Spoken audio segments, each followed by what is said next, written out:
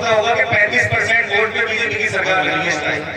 गठबंधन को 60% वोट मिलेगा और 60% वोट का मतलब है कि कम से कम 60 सीट गठबंधन जीतेगा।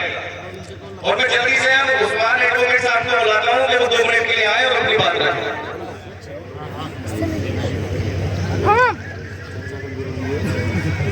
आप सब लोगों का ये जज्बा हमेशा सलामत रहे। हाथ जख्मी हुए हैं कांटों से, हाथ जख्मी हुए हैं कांटों से, तब कहीं हाथ में गुलाब आए। हाथ जख्मी हुए हैं कांटों से, तब कहीं हाथ में गुलाब आए। और जिनके शाखों से रिश्ते टूट गए, गर्दनों तक वही गुलाब आए। उम्र कांटों में कट गई उस्मान, कब्र पर फूल बेहिसाब आए।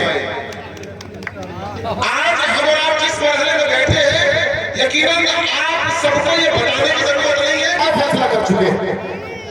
और ये फैसला आप इसलिए कर चुके हैं कि ये जो दौर चल रहा है, इसी दौर में हमने और आप सबने देखा है कि अगर हमारे ही भाई दिल्ली में नमाज पढ़ रहे थे तो उनको ठोकरें मारी गई। हमारा ही भाई और कलमा को अगर कहीं दफन होने के लिए कब्रिस्तान में जा रहा है तो डीएम परमिशन मांग रहा है, आप कब्र में मिट्टी नहीं दे सकते। इन हालात के तहत आप हम सबसे पहले ये फैसला कर चुके हैं कि चाहे कोई कैंडिडेट हो, इससे कोई मतलब नहीं है। आप सब सब साइकिल का बटन इसलिए दबाएंगे कि आप इस दौर को बदलना।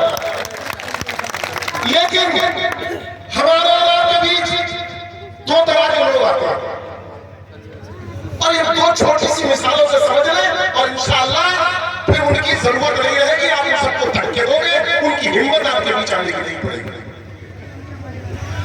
एक बादशाह बाजार में जाता है, देखता है एक शिकारी तीतरों को बेच रहा है। बहुत सारे तीतर उसमें एक बड़े पिंजरे में इकट्ठे कर रखे हैं और एक अकेला तीतर एक अलग पिंजरे में। उसके आगे काजू बादाम पड़े हैं और वो भूखे हैं सब। पूछा इसकी कीमत क्या है और इनकी कीमत क्या है? कहा ये 5-5 रुपए का है, कितने के?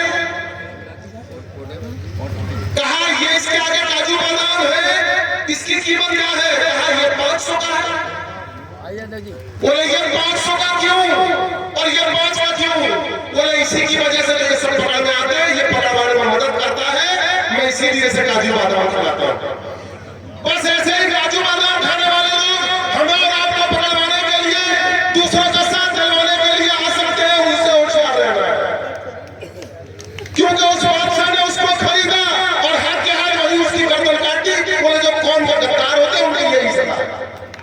और बस आखिरी बात है और कहूंगा आपसे, एक शख्स मुर्गा खरीद कर लाया और मुर्गे से कह दिया तेरी जान तब तक बख्शूंगा जब तक तू मेरा कहना मानता रहेगा।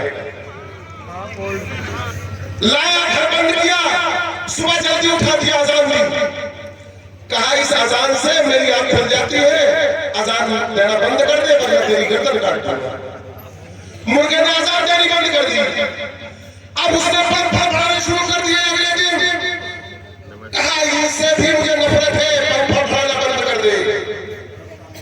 पंख फड़फड़ाना बंद कर दिए। अब उस मुर्गे से कहा अपनी ये गर्दन जो सीधी करना है ना आदत के मुताबिक, इस गर्दन को भी सीधी करना बंद कर दे। उसने ये कहना भी मान लिया। अब वो सुस्त पड़ा था। कहा तू मुझे मुर्गी जैसा लगता है, अंडा देना शुरू कर वरना तेरी गर्दन काट दूंगा। अब वो मुर्गा रोने लगा। पूछा क्यों रो रहा है?